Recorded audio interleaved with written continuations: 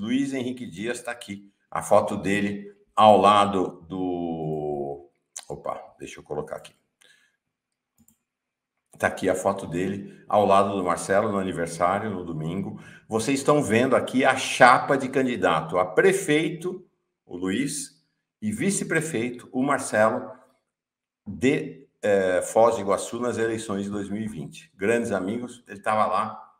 Tá uma tragédia. Vamos receber ele aqui. Oi, Luiz. Bom dia, Mauro. Tudo bem? Prazer falar contigo aqui, infelizmente, nessa situação, né? Pois em outras situações eu receberia você dizendo, é uma alegria receber você aqui. Não deixa de ser uma alegria, mas de coração apertado, né? De coração pesado também por esse momento. Você estava lá no domingo, no aniversário do Marcelo. Quer relatar? Claro, claro. Primeiro, assim, eu saí do aniversário um pouco antes do acontecido. Então, no exato momento do acontecido, eu já não estava mais lá, até porque, como talvez você já deve ter visto, era o final da festa. Estavam lá mais as pessoas que estavam na organização da festa, as pessoas mais ali daquela coisa, tira o barril de chopp, eu levo o chopp, coisa e tal, né? Aquele fechamento da festa. Nós já tínhamos ido, eu passei lá, estava em agenda de pré-campanha, passei em outros locais, depois saí de lá para ir para outros locais e recebi a notícia, né, daí por pessoas que estavam na festa de que tinha acontecido. O Marcelo estava muito alegre, estava muito feliz, eram 50 anos, não era uma festa aberta, não era uma festona. Por exemplo, eu fiz meu aniversário há alguns meses, a gente fez aberto, a gente fez uma festa temática. Eu fiquei depois imaginando, nossa, podia ter sido também no meu aniversário. Nós fizemos uma festa temática, uma festa aberta, numa casa aqui de Foz, onde os jovens frequentam, né, perto aqui da minha casa, com o bolo do Lula, com decoração temática, e o Marcelo fez uma festa temática, porém uma festa muito reservada. Muito reservada. Ele mandou mensagens assim nos inbox do WhatsApp. A festa foi mais aberta? Quando foi sua festa, Luiz? A minha foi em março. Foi mais aberta do que mais, assim, pública até? Não, a minha foi pública. A minha foi tipo convite na internet, assim, festa do aniversário do Luiz. Agora, a festa do Marcelo foi uma festa reservada só para familiares e colegas muito próximos de trabalho e amigos muito próximos, basicamente direção do PT foi convidada. E eu me lembro de encontrar lá e de saber que foi a festa apenas 2 pessoas que são dirigentes do PT, além de mim, que fui candidato. Ou seja, inclusive uma dessas pessoas estava lá no momento do tiroteio. Então, assim, realmente era uma festa reservada, num local muito reservado, não era frente de rua. Eu morei lá na Vila A, onde aconteceu. É o clube, né, de funcionários da... De uma associação de servidores, de funcionários de segurança da Itaipu, né? Isso. Mas, assim, o lugar é muito reservado. É uma rua, que a gente chama, inclusive, de rua morta. É uma rua lá no final, que você tem que entrar, passar uma portaria, descer. Ou seja, o cara foi lá para matar. Ele não estava passando, ele não viu. Ele foi lá porque ele queria fazer isso. Impressionante. Eu vi ontem um irmão do Marcelo. Você sabe o nome do irmão dele? Não vi em lugar nenhum. Não sei qual deles. Tem mais, um grandão assim. Ele ficou. Esse veio de fora, eu não conhecia ele. Ele dizendo que o Marcelo nunca tinha visto, porque não tem hipótese de uma rixa pessoal, de uma briga, disse que não conhecia. Não. Não ideia de quem era esse assassino aí. Do momento da notícia até ontem à noite, era 9 da noite, a última vez que eu falei com o filho mais velho do Marcelo, né, o Alexandre. Nós conversamos várias vezes. A gente ficou junto por muito tempo. Né? Até a vinda da presidenta do PT, Gleice Hoffmann, aqui, foi combinada com ele, para ele não achar nem invasivo e nem nada. Ele concordou de pronto, porque por N motivos. Então, assim, eu fiquei o tempo todo em contato com o filho do Marcelo, que estava na festa. Fiquei o tempo todo em contato com a Pamela, que era a companheira dele que estava na festa. Ninguém conhecia esse cara no ciclo do Marcelo. Ninguém conhecia esse cara. Então, esse papo, eu já vi rolando aqui entre os bolsonaristas, porque era uma rixa, porque ele... Não. O cara foi lá simplesmente porque ele sabia que tinha uma festa. Ele não foi para atingir o Marcelo. Ele não foi para atingir a Pâmela. Ele foi para matar os petistas que estavam lá. Essa era a única intenção dele. Por todos os relatos, se você pegar todos os relatos das pessoas que estavam lá, que conheciam o Marcelo. E outra coisa, o Marcelo não tinha rixa com ninguém, cara. Tipo, o Marcelo é o cara mais da paz do mundo. Ele não tinha rixa com ninguém. Ontem, na hora do enterro dele, o nosso amigo que estava lá, que acompanhou tudo, que é da direção do PT, fez um relato emocionante à beira do caixão e disse: eu conheço o Marcelo há 30 anos. O Marcelo é guarda municipal há 28 anos. O Marcelo nunca tirou uma arma. Eu mesmo, eu nunca vi o Marcelo, o Marcelo eu sempre esteve com arma, porque ele conversava com ele às vezes de serviço, ele era um cara que até para conversar com você, ele saía da viatura, ele não descia com aquela arma. O Marcelo sempre foi um cara muito reservado com essa questão de arma. E ele sempre, inclusive nós tivemos uma conversa esses dias sobre questão de armamento, que eu falei que eu fui numa reunião, tinha uma pessoa armada, eu fiquei me sentindo inseguro, que era uma pessoa de segurança. Ele falou: Luiz, nós temos treinamento para estar armados, e nós estamos armados sempre com a arma guardada. Não é correto ficar ali expondo arma de policial paisano e coisa e tal. O Marcelo é um cara que tinha muito cuidado com essa questão de arma. E ele não era um cara de briga. Não era um cara de briga. O Marcelo era um cara mega da paz. Então, assim, falar que ele tinha uma rixa com aquele cara, que a família, a Pâmela me disse, ele não conhecia o cara. Então, assim, falar isso um absurdo em relação àquilo que o Marcelo representa e sempre foi. Uma pessoa muito alegre. Luiz, bom, primeiro, mais uma vez, agradecer demais você ter atendido o convite do Plínio Teodoro para estar aqui com a gente hoje, realmente muito importante. Né?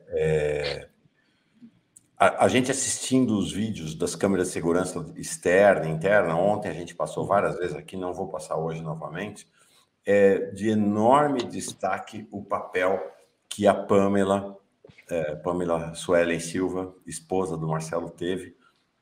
Ela muito corajosa, ela é policial, empurrou o assassino quando ele estava atirando com arma na mão, né, impediu que ele matasse o Marcelo ali imediatamente. Isso fez com que o Marcelo pudesse salvar as pessoas, porque ele foi para lá para fazer uma chacina, ele foi lá para matar muito mais gente. Então, Marcelo e Pâmela foram os dois heróis daquela noite, né? São heróis do povo brasileiro, herói e heroína do povo brasileiro. Né? Eu quero chamar a atenção para uma coisa, Mauro. A Pâmela está de licença maternidade. Ela estava lá com o bebê dela. Eu lembro que eu cheguei, eu sou amigo do Marcelo. O Marcelo esteve aqui, né, nesse lugar que eu estou conversando com você, há poucos dias. A gente fez uma conversa aqui em casa. Inclusive, a minha companheira Ana, no momento que a gente teve a notícia, ela falou: nossa, o Marcelo estava aqui na poltrona esses dias, entende? A gente estava conversando sobre isso. A Pâmela, quando eu cheguei na festa, a Pâmela estava com o bebê no colo. E eu entrei e falei: Pâmela, eu não pude conhecer teu bebê ainda. E ela disse: não, porque a gente estava com ele em casa, a gente não estava saindo. Ela disse: hoje é a primeira vez que o bebê sai de casa. E ela me mostrou o bebê e falou: tá aqui o Pedro. E me apresentou a criança. Ela estava com o bebê lá. No momento lá da situação, eu acho que o bebê estava no colo de alguém. Mas o bebê estava na festa. O Marcelo, inclusive, salvou a família dele, tinha criança lá. Eu lembro que eu estava sentado numa mesa com o nosso fotógrafo, Moscou, e aí na mesa do lado tinha várias crianças brincando ali. Eu ainda falei: pô, Moscou, olha só, a criançada ali tá animada, entendeu? Então, assim, tinha criança naquela festa, uma festa muito reservada. Então, a ação da Pâmela, ela está em licença maternidade, estava lá com o filho dela de colo, ela foi muito corajosa. Porque se você veja nos vídeos, no momento que ela estava discutindo com o cara estava com a arma. Ele podia ter virado a arma para o lado dela e feito uma tragédia gigante. E o fato dela ter corajosamente pulado em cima do cara foi fundamental para que o Marcelo conseguisse pelo menos ter uma reação em tempo de evitar uma tragédia maior. Eu ouvi, acho que eu vi no boletim de ocorrência que tinha 11 projéteis ainda, 11 munições não descarregadas na arma do assassino. Ou seja, ele poderia ter descarregado essa munição, sabe lá como. E mais ninguém ali estava armado. Então ia ser realmente uma chacina. Sim. Aqui as imagens da Pâmela com o bebezinho, o Pedro, né? Quer dizer, o Pedro, a primeira vez que sai a público, com 2 meses de idade, foi lá testemunhar o assassinato do pai dele. Então ela levou o Pedro no enterro, essa foto muito... Né? Nós vimos o Pedro lá ontem. Muito, muito impactante, realmente. Realmente uma tragédia. Nós ficamos muito assustados com a notícia, porque, como eu te disse, o Marcelo era uma pessoa muito tranquila em relação a isso, não era uma pessoa de confusão, né? Então, assim, o desdobramento que esse caso deu, na madrugada mesmo, o André, nosso amigo, falou, olha, isso vai ter um desdobramento nacional porque foi um crime de intolerância política e isso precisa ser falado, isso precisa chegar até as pessoas, né? Então, e está chegando muita gente. Eu estava vendo agora há pouco, antes de falar contigo, uma matéria do The Washington Post sobre isso, né? Alguns jornais da França também repercutiram com fotos do velório, com fotos do sepultamento. Então, a repercussão realmente foi mundial.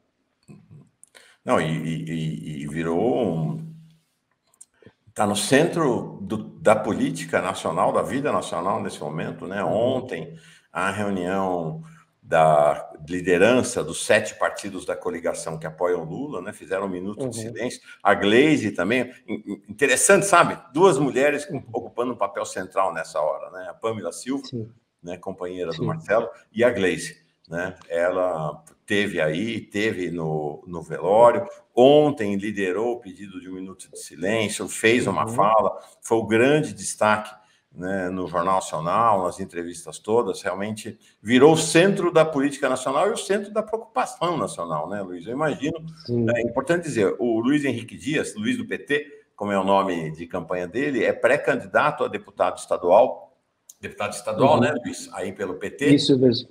No Paraná. Isso mesmo. Imagina o clima com que você vai para a campanha agora, né, Luiz? Bom, são 2 coisas. Primeiro, falar a respeito da Gleice. Assim que eu tive a notícia, eu estava ainda digerindo a notícia, a Gleice ligou. Ela me ligou e falou, Luiz, tô indo para Foz. Ela só falou isso, tô indo para Foz. Organiza aí que eu tô indo para Foz. E foi uma questão assim, a assessoria dela já entrou em contato, já me passou o número do voo, já me deu as informações e a gente já organizou para pegar lá no aeroporto. Ou seja, ela foi de pronto, assim que ela teve a notícia, ela veio para Foz do Iguaçu, ficou um bom tempo lá no velório, conversou com bastante gente e, na conversa, ela levantou essa questão da importância da segurança. Por quê? Porque nós estamos num ambiente muito... primeiro que nós estamos em Foz do Iguaçu. Se você olhar o resultado das eleições aqui, você vai sentir que você tem uma força do Bolsonaro aqui na cidade que com certeza diminuiu muito, mas existe. E segundo, que a gente falou aqui, eu vi você falando com o Emílio agora sobre a questão do armamento, esse povo está armado. Terceiro, nós estamos na fronteira, uma fronteira que é permeável, que você já veio aqui ao Paraguai, você passa para lá, passa para cá, passa para lá, passa para cá, numa tranquilidade, com arma, sem arma. A fiscalização aqui, ela acontece, mas ela não dá conta de toda a demanda que tem ali. Então, assim, a facilidade para você ter acesso a armamento aqui é muita. E, além disso, você tem a possibilidade de fuga também. Aqui em Foz, quando roubam um carro, você não vai na polícia, você corre na ponte para ver se consegue interceptar o carro antes de passar.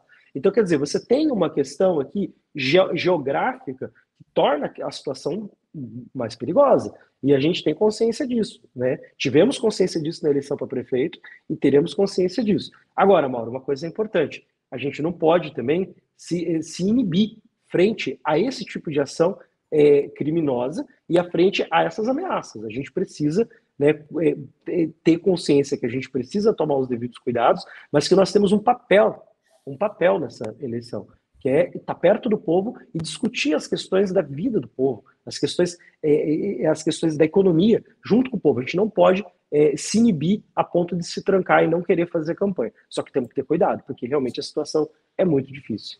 O Vitor Emanuel diz aqui, o Luiz Henrique, Luiz do PT, né, é o nome de campanha dele, e Marcelo Arruda fizeram uma linda campanha em 2020. Arruda presente, nunca esqueceremos. Como é que foi essa campanha de vocês para prefeito, você e o Marcelo para vice-prefeito?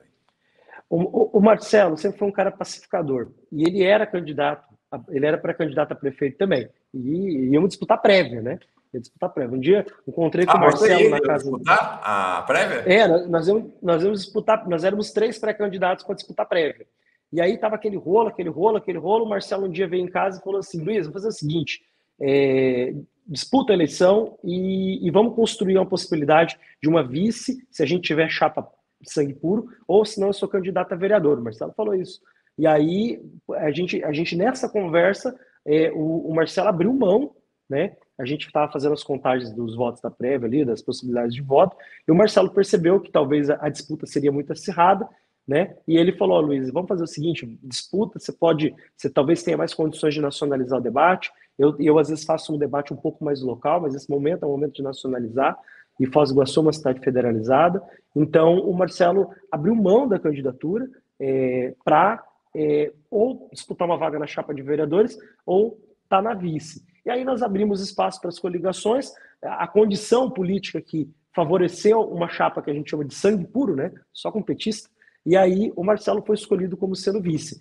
E nós nos tornamos amigos ainda maiores nesse processo, porque o Marcelo realmente é um cara assim, muito amável, muito querido, que participou a gente se dividia, né? Porque não dava para estar os dois no mesmo lugar, nós nos dividimos, ele tinha a equipe dele, eu tinha minha equipe, e ele cuidou desse trabalho com os servidores, porque ele é diretor do sindicato, ele é servidor de carreira da prefeitura, né? Então, o Marcelo, inclusive, eu gravei o primeiro programa eleitoral, que geralmente quando falo em Foz, as pessoas gravam o primeiro programa eleitoral numa rua que chama Avenida Pedro Bastos, que é considerada a rua mais bonita, não sei do que lá. Eu não, fui gravar lá no Bubas, que é a maior ocupação do Paraná. E o Marcelo gravou o primeiro programa dele na favela do Cemitério, favela que ele cresceu. O Marcelo veio da favela do Cemitério, que é uma favela que fica na Barranca do Rio, aqui, na fronteira do Brasil com o Paraguai.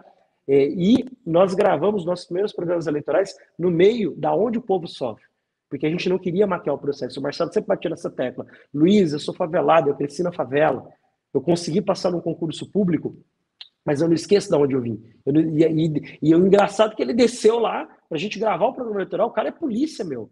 E aí as pessoas reconhecem, não, Marcelo, os antigos moradores, o Marcelo morava aqui, o Marcelo ali, o Marcelo vinha aqui no barzinho comprar suspiro. Então, assim, uma pessoa extremamente amável, que fez uma campanha muito bonita, era um defensor do meio ambiente, não sei se as pessoas sabem, o Marcelo era biólogo de formação, defensor do meio ambiente, defensor dos nossos córregos, defensor de uma cidade sustentável e ambientalmente correta, e um cara que durante toda a campanha mostrou bastante amor e dedicação à causa, e muito petista, um cara bem de esquerda, incisivo nas suas ponderações, e ele sempre falava, se é bom para o povo, é bom para nós. Se não é bom para o povo, então não é bom para a gente, porque nós não somos elite. Luiz Henrique, você vai falando, vai dando a vontade de chorar, sabe? Muito emocionante, realmente. Ouvir falar, porque as pessoas, inclusive, fazem uma ideia, né? O guarda, PM, guarda municipal, é gente violenta, nada. O que você vai dando, a gente é uma flor, né? Marcelo era uma flor de pessoa, na verdade. Ô, Mauro, deixa eu fazer um comentário rapidinho. O Paraná, nós temos hoje no PT uma setorial chamada Setorial de Direito dos Animais, que é uma setorial nova, foi a última setorial fundada do PT. Em Foz do Iguaçu só tem 2 membros da Setorial de Direitos dos Animais, eu e o Marcelo. Então, além de tudo, a gente também faz parte desse debate nacional e estadual da defesa dos animais. Então, além de tudo isso, o Marcelo também era um defensor dos animais. E a cachorrinha que ele tinha, a Chanel, era a gente que tinha dado para ele, assim, né? Então, assim, nós tínhamos também esse vínculo que nos unia, que era a defesa da causa animal, a defesa dos animais. Sim. Não, eu cada vez mais, até faço um programa de espiritualidade, paz e bem, falei isso, mudei minha posição. Os animais são gente animal, tem gente humana, gente animal, gente árvore, gente flor, tudo gente que merece respeito. A Giovana diz aqui, ó, a campanha foi linda e emocionante, foi inspirador participar dessa campanha com vocês. Tá aí, a Giovana participou da campanha. Quantos votos vocês tiveram? Vocês não ganharam a eleição. Quem venceu a eleição, mas quantos votos vocês tiveram? A nossa eleição aqui foi uma eleição muito polarizada. Ela polarizou, foi um negócio meio tipo Lula e Bolsonaro, polarizou ali e ninguém subia. Nós fizemos 3% dos votos, né, numa eleição em que o terceiro colocado fez 5%. Então nós ficamos, foi uma sequência. O prefeito ganhou 42%, o segundo fez 40%, e aí viemos com 5%, com 3% e assim por diante. Então, dos 9 candidatos, só o prefeito e o ex-vice-prefeito, né? O ex-prefeito, fizeram aí, ficaram no patamar acima, e nós fizemos aí 3% dos votos. 3%. Eu não sei quanto isso dá numericamente, terrível, né? Desculpe-se. Numericamente, eu não me lembro quanto dá 3%. Tá, 3%. Foi uma eleição terrível, né? Foi uma eleição terrível. Isso mesmo. A gente tem uma visão, Luiz, de fora, de Foz, de que Foz é uma cidade bolsonarista e violenta. Explica Foz para nós. Tá. Bom, na verdade, Foz do Iguaçu é uma cidade de fronteira que cresceu muito rapidamente com a vinda da construção de Itaipu. Itaipu chegou a ter, você veja, a cidade tinha 30 mil habitantes quando resolveram fazer Itaipu. Itaipu sozinha trouxe 40 mil operários. Meu pai é um deles, né? Então, assim, 40 mil pessoas do dia para a noite resolveram vir para cá com suas famílias. Então, Foz do Iguaçu, bom, explodiu a partir do final da década de 70, começo da década de 80, e também com a questão do comércio do Paraguai, né? Que a gente, por muito tempo, soube a muamba, né? Então, assim, Foz do Iguaçu teve esse ciclo do crescimento que Itaipu e também com a muamba. E isso fez com que se tornasse uma cidade de fronteira, uma cidade de gente que vinha sem raiz, né? No sentido de que ia embora, que os barrageiros, eles assim, tinha uma construção lá, eles iam, depois eles iam para outra. E como Itaipu foi a última grande obra a ser terminada, Itaipu foi efetivamente terminada pelo presidente Lula. Foi o presidente Lula que disse Itaipu finalmente está pronta, se eu não me engano, em 2003 ou 2004. Né? Então, Foz do Iguaçu, ao longo dos anos, na minha infância e na minha adolescência, sempre foi uma cidade absolutamente perigosa. Absolutamente perigosa. Eu me lembro de sair de casa para ir para a escola e ver gente, tipo, a Polícia Civil lá catando gente morta. Era uma cidade assim, em que essa questão de fronteira, do tráfico de armas, do tráfico internacional, sempre foi muito forte. E uma cidade perigosa, uma cidade que eu cresci vendo a violência. Quando que isso mudou? Isso mudou a partir do início do governo do presidente Lula, quando o Lula veio aqui e falou o seguinte: nossa cidade não vai ser mais uma cidade onde morrem jovens, porque Foz do Iguaçu, até o início da década retrasada, era a cidade que mais se matava jovens no Brasil. Proporcionalmente, a população era a cidade mais perigosa do país. Você pega índices da década dos anos 2005, 2006, você vê que Foz do Iguaçu tinha lá um índice de 120 homicídios para cada 100 mil habitantes, um negócio de guerra. Nossa. Não, altíssimo, altíssimo. Hoje, se não me engano, não passa de 10. Então, assim, quando é que essa mudança começa? Essa mudança começa quando o presidente Lula vem aqui e decide implantar aqui a UNILA, a Universidade Federal da Integração Latino-Americana, e decide transformar um antigo clube que tinha na cidade no Instituto Federal, o Instituto Federal do Paraná, que inclusive eu estava visitando um pouco antes de encontrar o Marcelo no sábado. E também a criação, a UniOeste ganha muito espaço aqui, a nossa universidade, e não sei se você sabe, tem muito estudante aqui que faz medicina no Paraguai.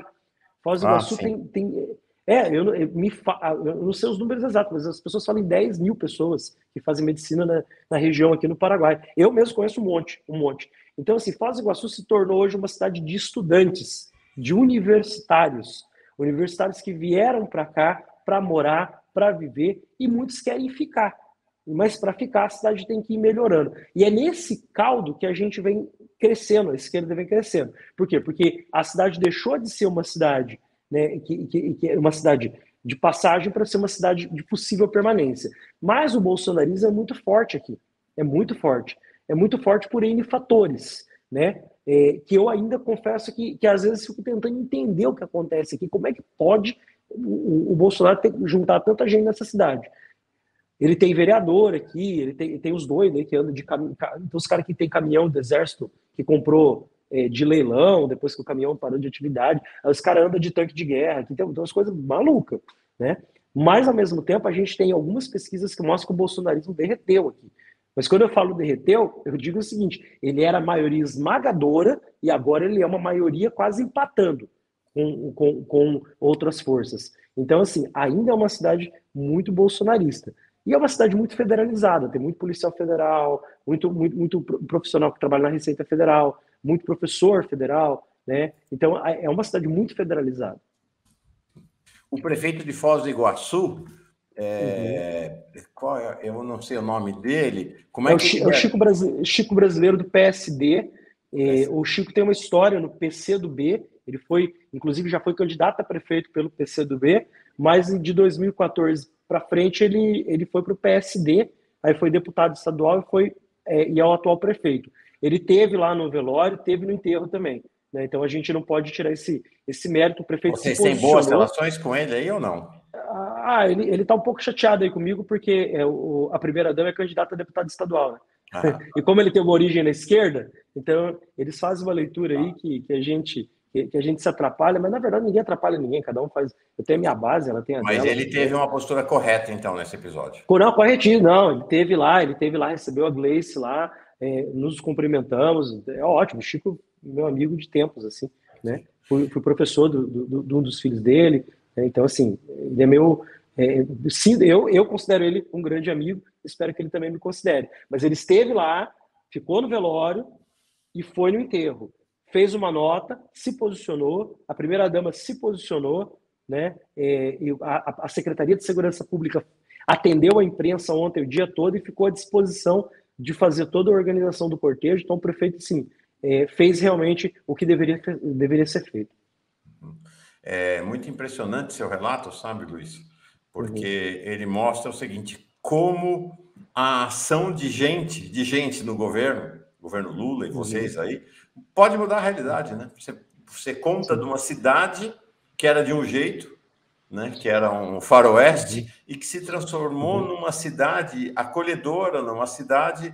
Né? Você pega, o que você está dizendo é que Foz do Iguaçu era uma quando você era jovem e transformou-se em outra em função dos governos do PT. Impressionante isso. Porque às vezes as pessoas falam, não faz diferença. Não, faz toda a diferença, né, Luiz? E acho que a tua candidatura representa essa possibilidade de diferença, né? Sim. Hoje Foz do Iguaçu é uma cidade super segura. Ela, em comparação com o que era antes, então é absurdamente segura. Mas ela está tranquila. Eu moro aqui, eu circulo na cidade, né? Eu tenho medo da violência política.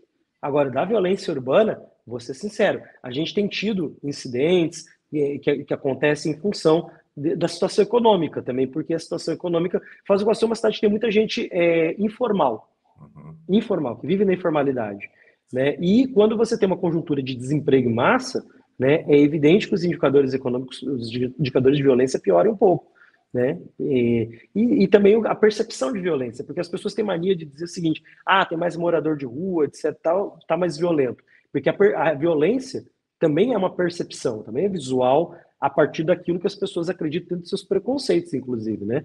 Então tem muita gente que fala: a cidade está perigosa, por quê? Porque tem gente morando na rua. Não, a cidade está perigosa porque tem gente morando na rua, né? A cidade tem gente morando na rua, uma situação econômica. Então há uma narrativa de percepção de violência que muda. Mas eu vivo aqui, circulo na cidade. Quem me conhece sabe que me vê andando para lá e para cá. Eu ando de ônibus, vou na UPA, vou na UBS, estudo na Unila, pego o ônibus, vou para lá, vou para cá. Eu sou conhecido na cidade como sendo visto. Então, assim, eu uso a cidade. Para quem usa a cidade ela é uma cidade, em termos de Brasil, confortável em termos de segurança. O que dá medo aqui é a violência política. Eu não saio com medo de ser assaltado. Eu não saio com medo de ser sequestrado igual eu tinha em São Paulo. Você conhece ela? Eu saio com medo do bolsonarista me dar um supapo na rua. Isso aqui eu ia te perguntar. Como é que está sendo a reação do bolsonarismo aí na cidade esse episódio? Como é que eles estão reagindo? Eles se esconderam, estão mostrando a cara, estão agressivos? Como é que estão reagindo? E essa coisa, né? Formou-se um cerco de proteção ao redor do assassino, né? Inclusive a tal da delegada, vamos falar dela para encerrar daqui a pouquinho, mas disseram que ele estava morto, depois estava vivo, foi transferido, tudo muito misterioso aí. Como é que estão os bolsonaristas nesse momento? Bom, na verdade, assim, eu vou dizer que eles se dividem em 3 grupos. O grupo que de alguma forma condenou, tem um grupo aqui que condenou, tem um grupo que foi lá e falou: não, isso não deveria ter acontecido. Né? Que eu acho que são aqueles bolsonaristas mais da onda. Né? Tem um grupo que silenciou, que eu tenho dúvida de como eles pensam, e tem um grupo que comemora. E esse grupo que comemora não só comemora, como fica elaborando narrativa. Muitos deles partem, muitas das narrativas que vocês veem partem daqui. Você tem um grupo de bolsonaristas aqui que produz narrativas também. Então, assim, eles estão comemorando mesmo, eu não vi nenhum explicitamente. Até porque, assim, a gente vai acionar a justiça se isso acontecer.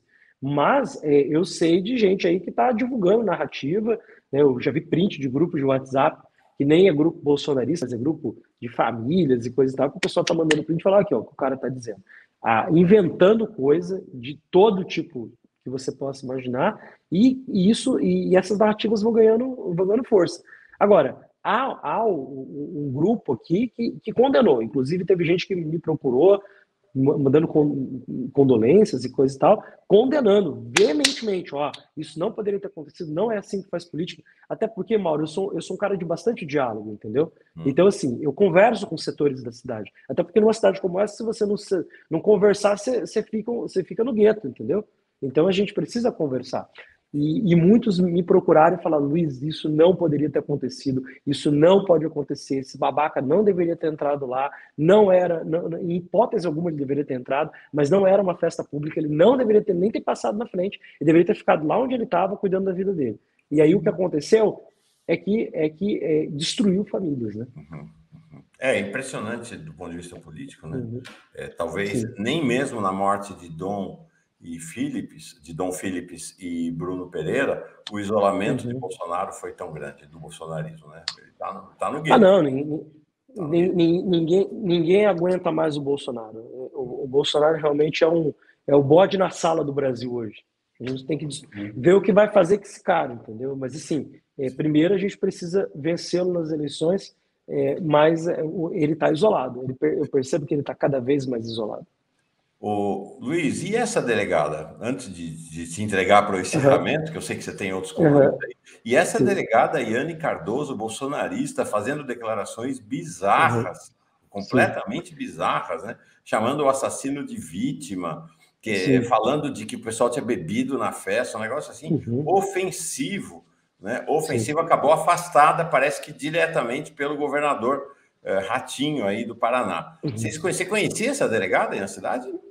Não, na verdade, sim. Primeiro que lembrar que o Ratinho é o Bolsonaro silencioso, né?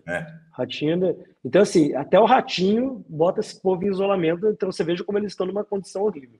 Né? Mas, de qualquer forma, o que acontece? Eu vou ser sincero, Mauro, que eu vi a fala da delegada em alguns momentos, não conhecia ela, vi a fala dela e realmente achei constrangedor ver aquilo, né? Achei constrangedor. Primeiro me falaram, porque a gente estava muito na função, né, do velório, organizar as coisas, então a gente estava no chão, no operacional da coisa, né? E aí imagina, cara, a Gleice liga e fala, tô indo, né? Então, assim, imagine a correria que a gente ficou. Mas eu pedi para uma pessoa ficar me noticiando o tempo todo do trâmite disso. Até que chegou a informação que a delegada tinha sido afastada e que o GAECO ia assumir o caso, né? Então, assim, mas eu vi as declarações dela são realmente, assim, assustadoras e constrangedoras. Constrangem nós paranaenses e com certeza constrange também os bons policiais civis que eu conheço. Muitos estavam lá, né? Nós temos gente do policial antifascista aqui, tem policial civil que estava lá e que falou, olha, a gente ficou constrangido com as declarações. Sim. Por sinal, nós vamos ter agora, às 9 horas da manhã aqui, o vereador Leonel Hadi, policial antifascista, vai falar também sobre esse episódio, esse posicionamento. Antes de te entregar para fazer o encerramento, registrar aqui o Vitor Emanuel, estamos com o Luiz para lutar por Foz e pelo Paraná, candidato de Lula na cidade, o Felipe Viana, Marcelo apoiava a luta contra a intolerância religiosa com os povos de terreiro, assim como o Luiz está sempre engajado em nos ajudar a denunciar esse tipo de violência que estamos sofrendo aqui. A Emily dizendo, não sou de Foz, escolhi viver e passei a amar essa cidade. Agora temos o dever de mudar esta cidade. A Giovana, que foi da sua campanha aí, imagino que vai estar na sua campanha aí para deputado estadual, dizendo que Bolsonaro é ódio, não queremos ele como presidente. Olha o Gil Santos. Passei férias em Foz este ano, adorei a cidade, muito, muito bonita. O Felipe Viana falando, essa foto do Luiz com o Marcelo chega a aquecer o coração, vamos juntos vencer e orgulhar o Marcelo. Tudo muito forte, efetivamente, ao redor desse episódio, da vida do Marcelo. O que a gente... É interessante, né, que o Marcelo morreu, ele era um desconhecido para mim, para a imensa maioria do povo brasileiro, mas o que você nos traz, sabe, Luiz, e o que a gente vai sabendo à medida que o tempo passa, é de uma pessoa humana, humanizada, maravilhosa, né, que, né, esse percurso da favela até se tornar guarda municipal, petista, candidato, uma pessoa generosa, amigo dos animais, amigo das pessoas humanas, muito, muito forte, realmente muito impactante. Queria te agradecer demais por ter atendido o convite aqui do nosso Plínio Teodoro e te entregar para você fazer seu encerramento e desde já desejando sucesso aí na sua pré-candidatura a deputado estadual pelo PT do Paraná. Obrigado, Mauro. Mauro, primeiro eu quero só fazer um comentário muito rápido. O Felipe Viana que comentou ali, na verdade é o pai Felipe de Oxóssi, que aqui de Foz do Iguaçu tem um terreiro de Umbanda que foi vítima de intolerância religiosa há alguns dias, e na semana passada nós fizemos um ato no terreiro pelo fim da intolerância religiosa, e o Marcelo Arruda apoiou o ato. Apoiou, foi o cara da direção do PT que puxou o apoio ao ato e pelo fim da intolerância religiosa, mesmo ele não sendo da religião, da Umbanda, ele fez esse apoio. Bom, eu quero terminar dizendo o seguinte: o Marcelo era uma pessoa incrível, uma pessoa que nós não vamos esquecer e uma pessoa que nós amávamos muito. Marcelo defendia os animais, defendia o meio ambiente, mas também defendia a segurança pública e principalmente o povo. Marcelo é um cara que fez o que pôde para poder estudar, gostava de aprender, gostava de ensinar, né? Era um grande imitador, deixava a gente muito alegre com as imitações que ele fazia, e nós ficamos absolutamente atordoados com a morte dele, foi inacreditável. E eu espero que, já que nós não podemos ter o Marcelo de volta, que a sua luta ecoe por todo o Brasil e por todo o mundo, que é uma luta por justiça social, e uma luta por uma cidade melhor, porque o Marcelo era um cara daqui, de Foz, que gostava tanto dessa cidade, e assim, eu tenho certeza que se até ontem a minha luta, se até antes de ontem a minha luta era por todos os moradores de Foz, a minha luta ficou ainda maior, justamente porque concentrou. Eu quero assumir essa luta do Marcelo e aglutinar junto com a minha e defender as pautas muitas pautas que ele defendia que eu nem era muito de defender. A partir de agora eu vou defender com a mesma veemência que ele sempre defendeu. Afinal de contas, eu me considero representando pelo menos uma parte das ideias dele. O Marcelo era uma pessoa incrível. Eu te agradeço pelo espaço, muito obrigado, e eu estou sempre à disposição da Fórum, né, e desse espaço, que é um espaço que eu gosto muito. Fico muito feliz de estar falando com você. Luiz, eu que te agradeço demais, quero desejar sucesso mais uma vez para você na campanha. Você está aí, né, um portador da memória do Marcelo, portador da luta pela democracia, pelos pobres de Foz, e vamos renovar esse encontro. Opa, caiu, justamente agora caiu, mas está aí o registro, então vamos trazer o Luiz mais vezes aqui.